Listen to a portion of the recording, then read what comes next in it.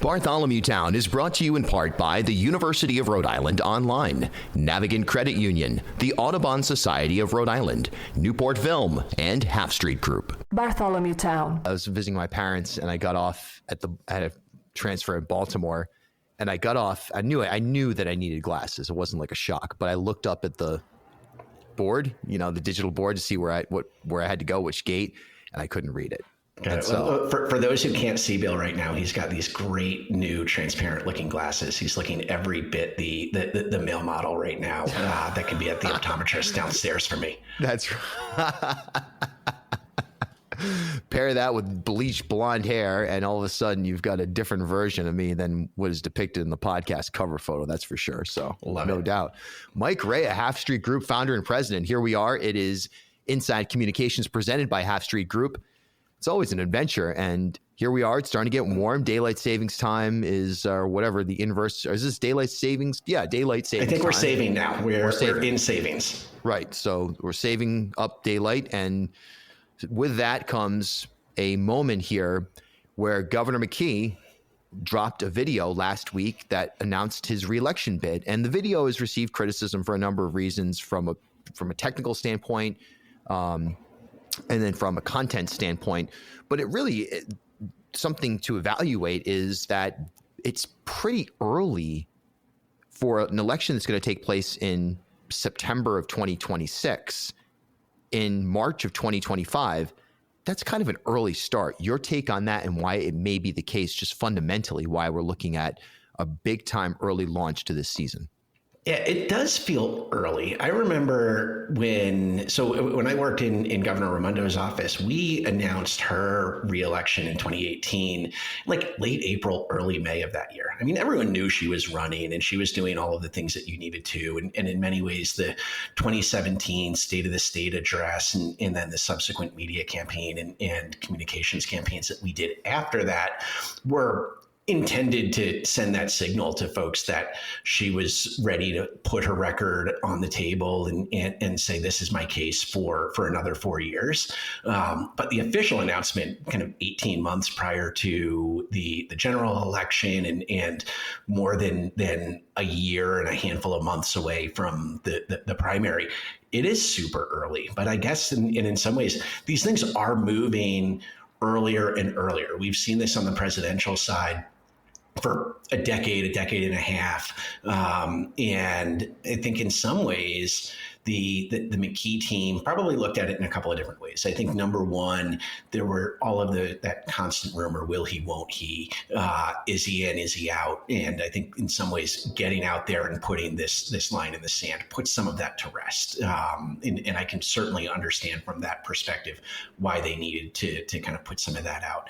I think the other part of it is, and I don't know if this is something that was necessarily thought through or that was part of the calculus, but what we've seen in the last 7 weeks of this new Trump administration and this new media cycle is that local is national.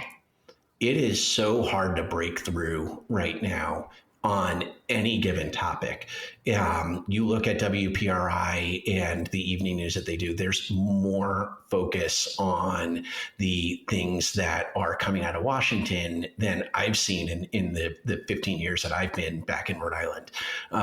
So certainly I think that there is a calculus that any candidate, whether they're running for governor, whether they're running for Senate, whatever it is that they're running for, that time in market is something that is more valuable because it becomes so hard to be able to break through in some of those conversations. So I won't be surprised to see other candidates, whether it's for governor, whether it's for LG, whether it's for any of these other positions that are going to be on the ballot in 2026, to see some of those races starting earlier and earlier.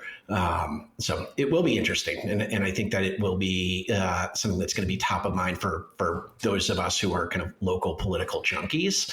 But I think it will be interesting to see, when does it actually cut across where folks like my wife who don't pay attention in these early stages, when does it start to break through into the zeitgeist of that part of the conversation, where folks who aren't opening up the Go Local Providence Hot or Not page every Friday morning, or aren't subscribing to Roadmap? When do they start to understand who the candidates are?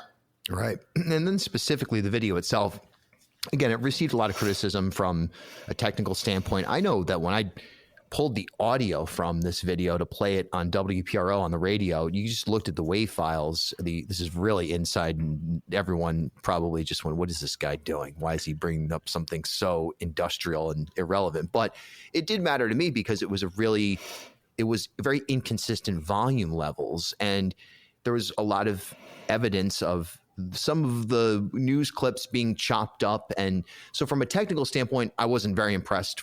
I don't know who made it. I'm not sure what the story is, but the bigger picture, what most people will digest, is the theme of who is Dan McKee, and what's your take on that in terms of the presentation of how McKee is being positioned with this launch video? Yeah, I think two things on that. I think number one, what felt a little bit odd or strange on it was Governor McKee's been governor for 5 years. By the time he's on the ballot, he will have been governor for 5 years.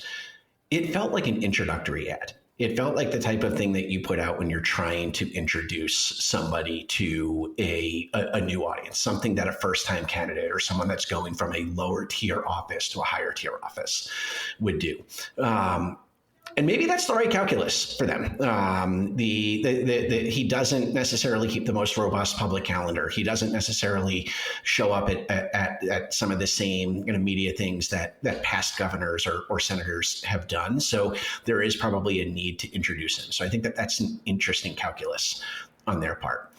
The other thing that stood out to me is, and I'm not an ad maker, but I know what a good ad looks like. I found it a very interesting decision that the governor's voice was almost non-existent in this spot and in the video. And it was news clips. It was a generic voiceover. It was screen grabs or audio captured from his State of the State. And with all of the hype that his campaign team put into the rollout of this thing, they pre-broadcast that March 3rd was going to be the day they were announcing the reelection 6 weeks before they did it. My assumption going into it was going to be something much more dynamic, much more direct to camera, with the governor talking directly to voters and to folks in the orbit of decision makers and stakeholders. So that was interesting to me in that they went kind of the route of something that felt kind of generic mid-campaign style. Let's introduce our candidate to new audiences, or let's hit some of the greatest hits. The last thing that I would say that was just very, head scratching. And again, there's a lot of time between now and when the election actually will happen. There's a lot of time to put together the right mix of events and meetings and town halls and all of those things. I just found it really strange and odd that they broadcast this date that it was going to happen on March 3rd. They released the video with no subsequent follow-up of events and announcements and opportunities to engage with people, that it just kind of felt like we're doing this solely to stop reporters from asking us, are you or are you not running? But like I said, there's a ton of time. There's going to be a ton of different opportunities down the line. I think that he's got a bit of an uphill climb in terms of being able to articulate and define what his core accomplishments and core vision for the state are. But the power of incumbency and having a opportunity to be able to articulate that done right, I would not necessarily say anything is done at this point in time. I also think that there's a lot of opportunity and a lot of void for Helena folks or any of the other folks who might be looking at this race to be able to lean into it. Right. Maybe not so much for Paul Rihanna, but for maybe anybody else who's sort of indicated that they're going to get involved in this thing.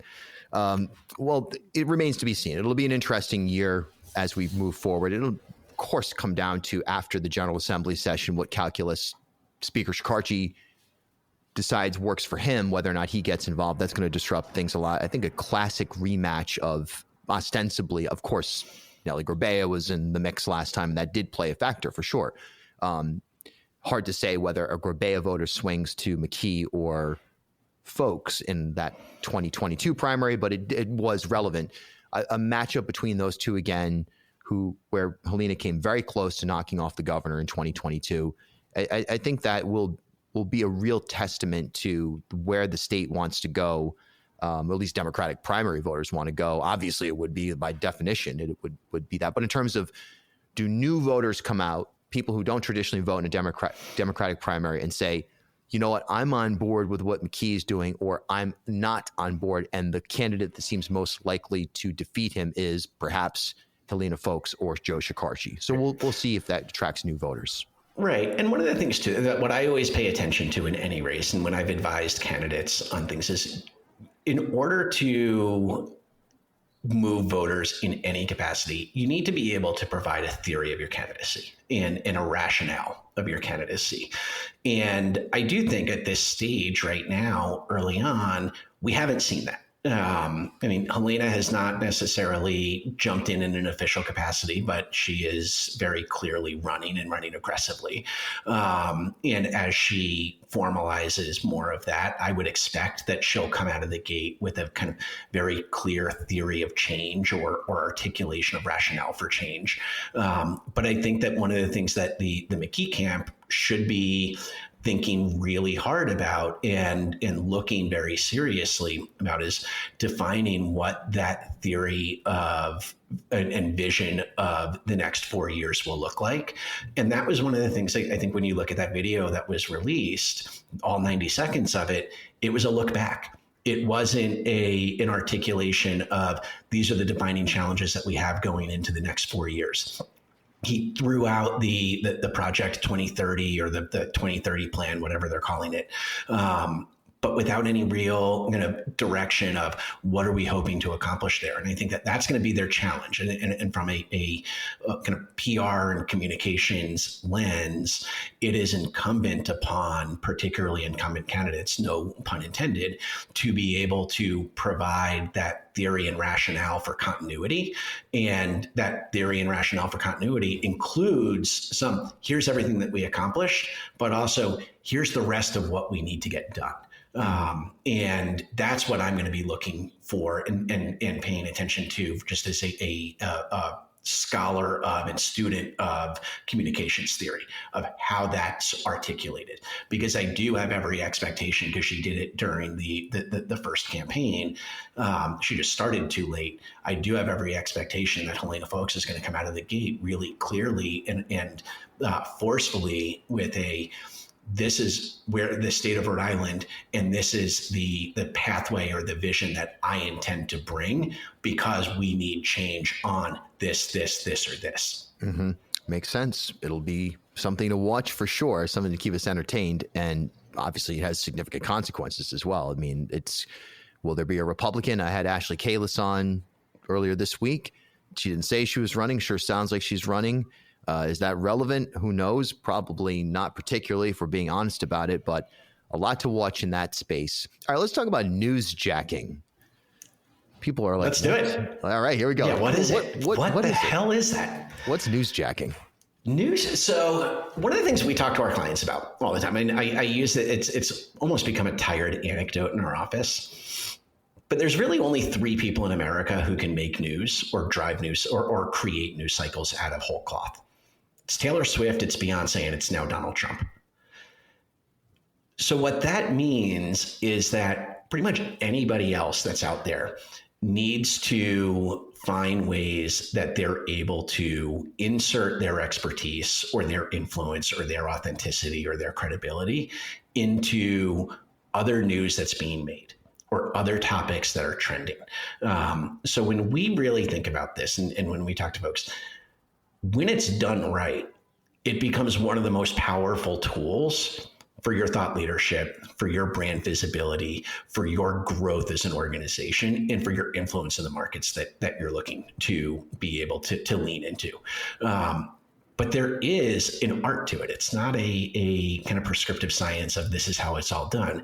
There's a lot of feel, and there's a lot of artistic observation of what makes sense. What is my authenticity? What is my credibility? And to really do it effectively, communicators or leaders or thought makers need to have a self-awareness of where they're credible, where they're not credible, and what they're adding to the conversation, not what they're mimicking, not what they're trying to look like somebody else is doing or taking someone else's talking points, but where they're able to add something that's either new, unique, or provocative to those conversations that are already happening. So with that in mind, what are some examples of effective strategies with newsjacking? Yeah, so I think part of it starts with a really clear understanding and awareness of your lanes of expertise. So when we work with clients, one of the first things that we do is kind of a classic message boxing exercise, where we try to get a real clear understanding of what that leader or what that organization says about itself, what it says about the others that are a part of that conversation. Some of those might be competitors. Some of those others might be allies or coalition members. Some of those others might just be pure neutrals that have a casual interest or understanding of the topic. But as importantly to that is we also flip the switch on that. And we want them to have that clear understanding of what are the others saying about themselves, the them on them box, and what do they define their expertise around? And then similarly, what are they saying about you? And it's that bottom part of the box, the them on them and the them on us part that allows us to visually understand where our level of expertise or where our authenticity leans in, and helps us then pick and choose which news topics we're going to try to hijack or which news topics we're going to try to insert our clients into. And it becomes a real exercise in some ways in restraint. One of the things that we see some of our competitors or other organizations do is that they try to insert into stories that aren't a good fit for them, and they lose their credibility because they're not authentic on that topic, or they don't have a real clear expertise around it.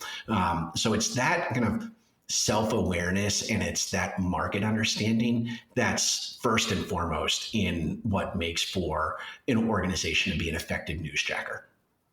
When you think about that from the standpoint of, let's say you're even an individual that's trying to forge this strategy with their brand or with their own messaging, what are some examples of what not to do? Oh man! So so the easy ones to come out are like, make sure you're not being inappropriate. One of the things that first comes to mind is a handful of years ago. One of the trending topics on social media is the hashtag Why I Stayed. It was a push to raise awareness about domestic violence and to give a safe place of refuge or a safe place of power to survivors of DV. DiGiorno pizza, the really crappy microwavable thing that I make after any Little League practice at the end of a long night, decided to jump on this trend, and they tweeted out or put something out of hashtag Why I Stayed because you had pizza. Like, that's an example of more of a faux pas, but it's this like glib disregard for the substance of the conversation that's happening. When we get into newsjacking, there we're talking about like the broader pieces of when you do it right. Like, some of the tools that you want to have in place are, you want to have leadership release profiles that you're able to send to news bookers of saying, we have an expert available for comment or context on these important topics. You want to be able to link back to past coverage on things. If you push those type of things out on something that's like 3 or 4 concentric circles away from the conversation that's actually happening or the conversation that you're an expert in, you're going to sit down and have that conversation. And the news producers are going to say, like, this guy is full of crap, or this person doesn't know what they're talking about, and you're not going to get invited back. So it's like the DiGiorno thing, like that's a glib, easy example of just like an intern or someone else getting overzealous and putting something out and then creating a crisis communication scenario. But the more subtle and the more descript misstep that organizations can make is that kind of excitement of anytime there's a story that's even remotely related to us, we need to be in it. And our role, what we preach to our clients, is we want to create a sense of credibility by leaning into and finding those on-ramps to be able to hijack news stories when they're coming up that makes sense for you. And maybe you get news coverage in it in that moment. Maybe you become a part of that story in that moment. But as importantly, you're proving your credibility and you're introducing yourself to other editorial decision makers so that the next time one of those topics is on its way up and not at that peak and not at that apex of where the conversation is, but moving into that you get the phone call from the booking producer to say, we need to have client X on because we see this topic moving in a direction and they know what's going on about it. Bartholomew Town. Birds are disappearing from our landscape at a rapid pace. Over 1/3 of those breeding on Audubon Society of Rhode Island's wildlife refuges are in decline. Climate change has taken a toll on their migration, nesting, and food sources. While science is highlighting the problem, Audubon is working on real solutions with a plan to rapidly reduce their carbon emissions. The organization will be free of fossil fuels by 2030, with renewable energy powering Audubon's buildings, equipment, and vehicles. To shape our future, all of us must act. Learn more about repowering Audubon, their avian research, and how you can join their fight for climate resiliency. Visit asri.org/repower. Newport Film screens the latest, critically acclaimed documentary films year-round across Rhode Island. Like a film festival, Newport Film often gets early access to films before they're available online or in the theaters. Stay up to date on their latest screening events at newportfilm.com or on Instagram @NewportFilm. Are you looking to advance in your career or explore a new field? The University of Rhode Island now offers a comprehensive portfolio of fully online programs designed to bring world-class education to you anytime, anywhere. Choose from a wide range of flexible, asynchronous programs in business and leadership, data, tech, and STEM, healthcare and pharmacy, marine and environmental science, and more. With expert faculty and innovative courses, you'll gain the skills and knowledge to thrive in today's competitive world. Are you ready to take the next step? Visit uri.edu/online and discover how URI Online can help you achieve your goals. URI Online, learn anywhere with us. Half Street Group brings a new generation's perspective to leadership communication, strategic public relations, and digital marketing. Half Street helps organizations and leaders take control of their own stories and manage their reputations. They get results for their clients by focusing on audience, message, and culture, and by leveraging their decade-long relationship with media and opinion leaders in the Ocean State and throughout New England. Join me and Half Street Group founder and president Mike Raia for a conversation every month about news of the day, the hottest media analysis, and a look behind the scenes at how impactful leaders drive conversations. Learn more at halfstreetgroup.com. As Rhode Island's first ever member-owned credit union, Navigant Credit Union has been a staple in the local business community for more than 108 years. Today, Navigant is a $3.4 billion institution serving more than 136,000 members across 25 physical branch locations. But since its founding in 1915, the mission has never changed. Navigant Credit Union's team of financial professionals have remained committed to improving the financial well-being of the families, businesses, and communities they serve across Rhode Island. Learn more at navigantcu.org. Totally makes sense. How does this play from your seat in an advisory role in the management of clients' brands and reputations? How does this play into a broader strategy of, is this sort of like one of those things that you just deploy it when the moment's there, it feels right, the alignment's there, and you think, okay, let's use this tool now? Or is this something you kind of map out in a more macro sense and say, we want to do a certain amount or a certain engagement with this approach over the course of a campaign or over the course of a time period? We preach this mantra of improvising with purpose or improvising with planning. So it starts the ability to be able to do the newsjacking effectively. In the moment, it does feel like all right, this thing just came up. We need to react or we need to respond to it. Similar to, like I'll use a baseball analogy because we're getting close to opening day. If you're playing shortstop, you don't know if the ball's going to be hit to your left or to your right before the pitch is thrown. But you've got to be ready to be able to get to it in that spot. And you do that because you've spent countless hours doing the drills of going to your right and to your left. You've gotten to a place where you're able to see the situation without any thought process into it, and you can just react. So what we work with our clients on very early when we're doing onboarding is again, it goes back to that kind of message boxing and that audience and conversation understanding of knowing what are the things that you have expertise and you have credibility around, and then being able to map at that moment in time when you're not when the world's not on fire or when the news cycle's not moving 1,000 miles per hour. These are the type of things that we will look for, or these are the type of pitches that we are going to make sure that we put our bat on the ball around. And having that planning done in the first 15 to 45 days of a new client relationship gives us then the confidence to improvise with purpose in those moments when news cycles are shifting. And we build up, and part of it is also building up the trust and the credibility with our client, so that when we see things, and what we have at Half Street Group is a handful of different media monitoring tools. We've got different social listening tools that we put into our program.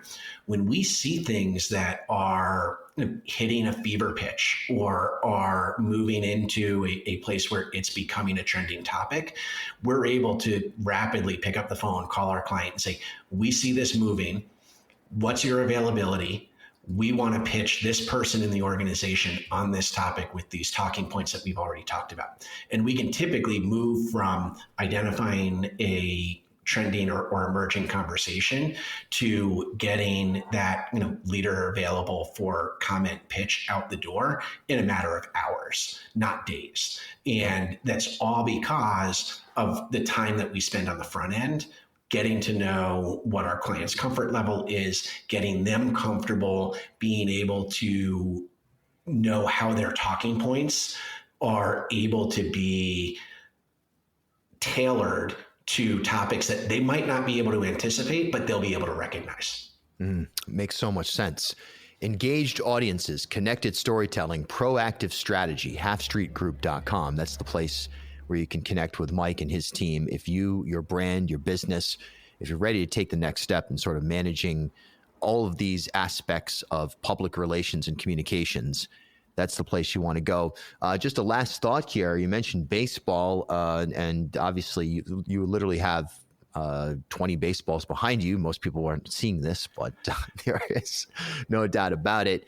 And when I think of baseball, I think of right now, in addition to warm weather coming, a totally changing dynamic of the shift in broadcast strategies. I'm throwing this on you kind of out of the blue, but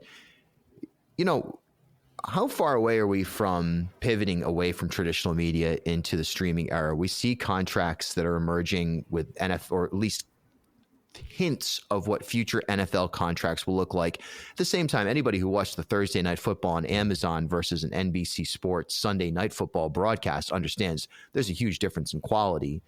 As brands and leaders start to think in terms of a multi-theatrical media environment, how important is digital today, and how important it is to start to prepare for digital tomorrow while still maintaining a traditional broadcast space? Oh man, I mean, you don't need to look any further than what The Athletic has been reporting on with all of the baseball contracts right now, and the fact that ESPN's opted out.